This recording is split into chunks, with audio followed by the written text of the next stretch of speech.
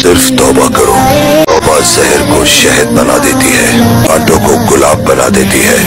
किसी जालिम के लिए तौबा का दरवाजा कभी भी बंद नहीं होता। जय किशन जी मेरो परम मित्र हुनुहुन्छ।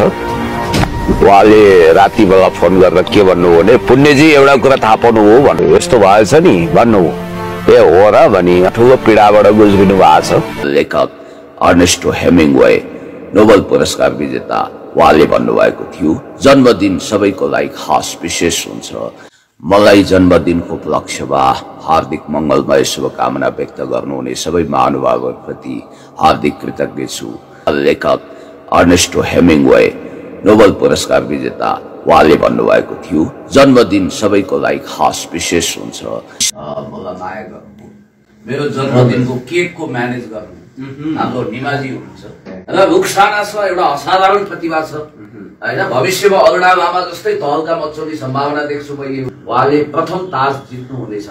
खैर केही छैन, उहाँ